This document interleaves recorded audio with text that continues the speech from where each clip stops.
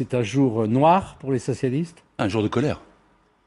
Alors, je venais pour parler de l'accord national interprofessionnel et de la défense du droit du travail. On va pas parler de ça. On n'aura pas le temps. On va pas parler de ça, mais on va parler d'un homme qui, les yeux dans les yeux, me disait il faut baisser le coût du travail. Les yeux dans les yeux me disait il faut absolument compter le budget à 3% cette année.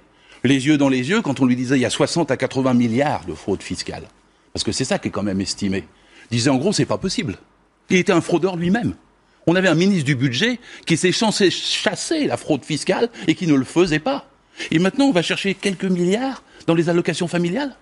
On va chercher quelques milliards dans le cadre des petites retraites. Mais de qui se moque-t-on? Je suis socialiste, mais je ne peux pas tolérer ça. Je ne peux pas supporter une fois qu'un ministre du budget de mon gouvernement, que j'ai soutenu, me mente là-dessus. Moi, je vous dis, je peux le faire, le budget. Je peux vous dire comment j'embauche 2000 inspecteurs des impôts. Je peux vous dire qu'ils gagneront 100 fois leur salaire. Et je peux vous dire qu'il y aura de l'honnêteté. Mais qu'il y en a assez de ce genre de complicité. Qu'il y en a assez de ce genre de situation où on se trouve spolié. C'est la misère dans le pays. Il y a 5 millions de chômeurs.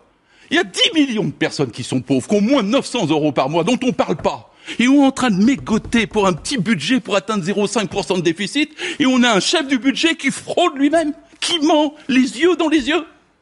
Vous croyez que comme membre du bureau socialiste, j'y suis depuis 20 ans, je peux supporter ça? Vous croyez que les politiques, les militants, les syndicats peuvent supporter ça?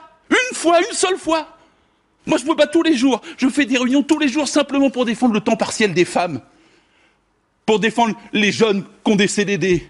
Pour défendre le fait que sur le plan du code du travail, il y a des attaques en ce moment, alors qu'on ne devrait pas être attaqué. La gauche devrait être en force aujourd'hui pour défendre les salariés. Elle devrait être victime de gens comme ça. Changer quand même ceux qui nous représentent. Écoutez la voix de ce qui se passe même dans le Parti socialiste. C'est un parti sain. Nous sommes le premier grand parti de la gauche.